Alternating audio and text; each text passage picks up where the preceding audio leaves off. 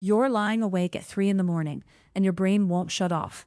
Not because of insomnia, but because you're mentally calculating whether you can afford rent next month. Your checking account has 3 figures, your credit card has 4, and not the good kind. You're a millennial, probably college educated, maybe with a decent job, but you feel like you're barely surviving. And here's the thing that might shock you. That feeling isn't just emotional. It's literally making you dumber. Research from Princeton University and the University of British Columbia found something remarkable. When people are stuck in financial scarcity, experiencing real money stress, their cognitive performance drops by 13 IQ points. 13. That's the same mental hit you'd take from losing a full night of sleep. Imagine showing up to work, to a difficult conversation, or to a problem that needs solving, and you're running on the mental equivalent of 0 sleep. That's what chronic financial stress does to your brain. But here's what researchers found even more interesting. This isn't permanent. Your brain isn't broken. You're not actually 13 IQ points dumber. You're just running out of cognitive bandwidth. Think of your brain like a computer with too many tabs open. When you're worried about money, that worry tab is consuming RAM constantly. It's running in the background, eating up processing power, making everything else slower and harder. You can't focus on your work the way you used to. You can't problem solve effectively. You can't even enjoy moments of rest because your brain keeps dragging you back to the numbers. And if you'd like to join thousands of others unpacking the real psychology of money, please hit subscribe. We dig into this stuff every week, and it changes how people think about their finances. The barely surviving mindset is what happens when scarcity isn't just a financial problem. It becomes a psychological state. You stop seeing opportunities because you're in tunnel vision mode. Your brain narrows its focus to immediate threats and immediate survival. Back in our evolutionary history, tunnel vision kept you alive when a predator was chasing you. Your peripheral vision shut down. Your analytical mind shut down. You just ran. But in modern life, tunnel vision around money keeps you trapped. You can't see the raise you could ask for because you're too focused on the bills due Friday. You can't see the side skill you could learn because you're too consumed by making it through this month. You can't even enjoy a small win because your brain is already jumping to the next crisis. This is what scarcity mode feels like from the inside. And if you're nodding right now, you're not alone. Millennials face a specific financial reality that previous generations didn't. Housing costs that have grown faster than wages, a gig economy, healthcare tied to employment, the weight of a recession that happened when you were just starting out. The numbers are real, the stress is real, and the cognitive impact is real too. But here's where it gets hopeful. Research also shows us the path out, and it doesn't require becoming wealthy overnight. It doesn't require a massive windfall or a sudden promotion. It requires something much simpler and much more powerful. Rebuilding trust with money through small, consistent steps. When you rebuild trust with money, your brain actually starts to calm down. The threat response dial turns down. Your tunnel vision starts to widen, and your cognitive capacity comes back online. Let's talk about what trust with money actually means. Most people think it means having a ton of money, but that's not what the research shows. People with a lot of money can still have broken trust with it. They can still be anxious. They can still be in scarcity mode. Trust with money is something different. It's the sense that you have some control over your financial life, that you understand where your money goes, that you have a plan, even if that plan is small, that you're not just at the mercy of random expenses and circumstances. When you lose trust with money, it's usually not one dramatic event. It's a slow erosion. Maybe you had some unexpected expenses. Maybe your income got cut. Maybe you just never learned how to manage it in the first place. And as trust erodes, anxiety rises. You stop opening your bank statements because you don't want to know. You avoid thinking about money because it feels overwhelming. You might even avoid talking about it with partners or friends because shame starts to creep in. And here's the trap. The more you avoid it, the more out of control it feels. The more out of control it feels, the more your brain activates that scarcity response. The more your brain activates that scarcity response, the harder it is to take action. So how do you break this cycle? How do you rebuild trust when you're stuck in barely surviving mode? The answer is smaller than you think. You don't need to fix your whole financial life at once. You need to take one small action that proves to yourself that you have some control. And then you need to repeat it. Let's say you haven't opened your bank app in months because you're afraid to see the number. The first step isn't to create a detailed budget or pay off your debt or optimize your investing. The first step is to open the app. Just look. Don't judge. Don't panic. Just observe. You're gathering information. You're signaling to your brain that you can face this. Your brain learns that the thing you're afraid of isn't as catastrophic as your anxiety made it out to be. That's trust. That's the smallest possible proof of control. Or maybe you've never tracked your spending because it feels tedious and depressing. So you pick one category, just one. Maybe it's coffee or takeout. For 1 week, you notice what you spend on that one thing. You're not restricting yourself. You're not judging yourself. You're just getting curious. At the end of the week, you know something you didn't know before. Your brain registers that as a win. It's tiny, but it's real. And if you're finding this valuable, please give this video a like. It helps us reach more people who are stuck in this exact cycle. These small actions matter because they're fighting against the scarcity mindset at the neurological level. When your brain is in threat mode, it needs evidence that the threat isn't as bad as it thinks. It needs repeated small proofs that you're not helpless. Each small action, each small win, starts to rewire that threat response. Your amygdala starts to calm down. Your prefrontal cortex, the part that does actual thinking and planning, starts to come back online. Your cognitive bandwidth comes back. And suddenly, you can think about bigger solutions. You can problem solve. You can see opportunities again. It doesn't matter if the action is tiny, if you don't repeat it. If you open your bank app once and then avoid it for another 3 months, your brain doesn't learn trust. It learns that you're still avoiding the threat. But if you open it every Sunday for 5 minutes, something shifts. Your brain starts to expect it. The anxiety around that moment starts to fade. Habit formation is real and it's powerful.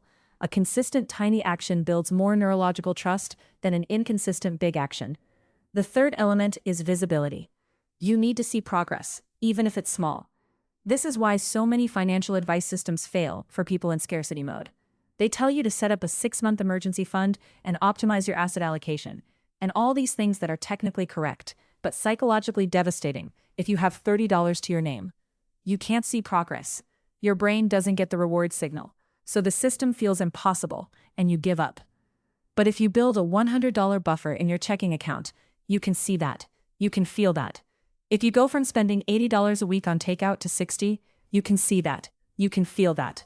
Your brain gets the signal that something is changing, that you're not completely stuck, that the situation is improvable, and that signal is what starts to dissolve the barely surviving mindset. Let's talk about what happens in your brain and body as you build these small wins. In scarcity mode, your nervous system is in chronic activation. Your cortisol is up. Your heart rate is slightly elevated. You're ready to run from danger that isn't actually coming. You're exhausted because your body is exhausted. Sleep suffers. Immunity suffers. Decision-making suffers. Everything suffers. But as you start proving to yourself that you have some control, something remarkable happens. Your nervous system starts to downregulate. Cortisol levels drop. Your body actually relaxes. And that physical shift creates space for psychological shift. You start to feel slightly less anxious. That lower anxiety means you sleep a little better. Better sleep means better mood and better cognitive function. Better cognitive function means you can see more options and solve problems better. Better problem solving means you can take bigger actions. And suddenly, you're building momentum instead of drowning in it. One of the biggest obstacles people face in scarcity mode is shame. You feel like you should have your finances figured out by now. You feel like you're the only one struggling. You feel like you made bad choices that got you here. And shame is paralyzing. It makes you want to hide, to avoid, to numb out. But shame thrives in secrecy. It loses power when you name it, and when you realize how many other people are experiencing it. The millennials stuck in barely surviving mode aren't failures. You're not broken. You're having a normal psychological response to real financial stress. The research is clear on this. Your brain is doing exactly what it's supposed to do when facing a threat. The problem isn't you. The problem is that your brain's threat system was designed for short-term physical dangers, not chronic financial insecurity. So the solution isn't to beat yourself up or to force yourself to be more disciplined. The solution is to work with your brain, not against it. This is why the small steps approach actually works. It's not because small steps are all you can do. It's because small steps are what your brain needs to shift out of threat mode. Your brain needs evidence, not promises. It needs consistency, not intensity. It needs to see progress, not perfection.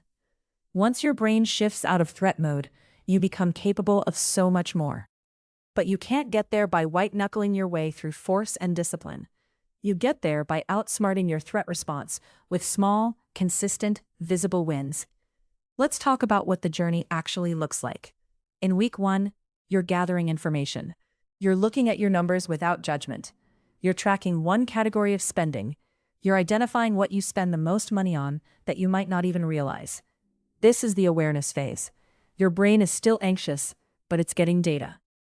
In weeks 2 through 4, you're building the habit of checking in with your money.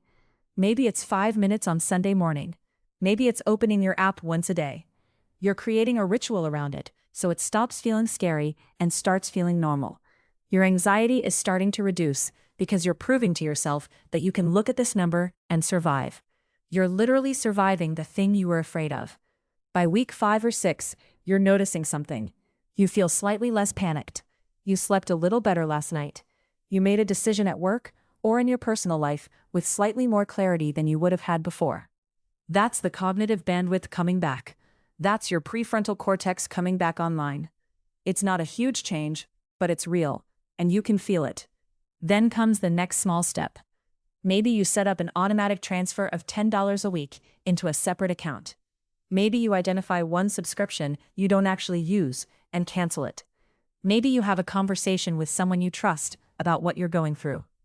These next steps are still small, but they're bigger than the first steps. And your brain is ready for them now, because you've already proven you can do hard things. Months in, you're a different person. Not because your income changed necessarily, though it might have. Not because you suddenly have wealth, though you might be building toward it. You're different because your relationship with money changed. You trust yourself again.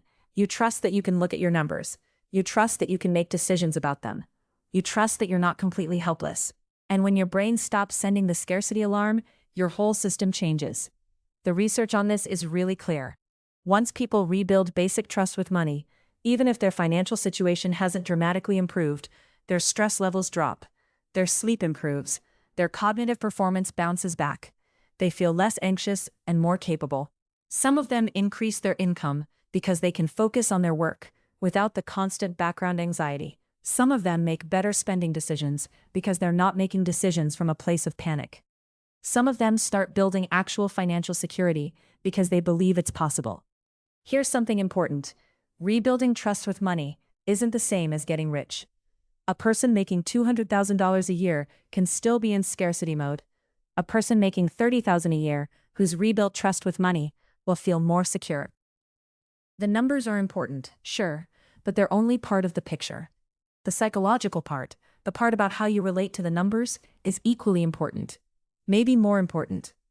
This is where so much financial advice fails. It addresses the numbers, but ignores the psychology. Someone in scarcity mode doesn't need a lecture about compound interest or asset allocation. They need to rebuild their nervous system first. They need to prove to themselves that they can face their numbers and survive. They need to experience what control feels like. Once they have that foundation, the technical advice becomes useful. But without it, all the perfect advice in the world won't help, because the person is still running on a threat-activated nervous system. If you're in barely surviving mode right now, your next step is simple. Pick one tiny action.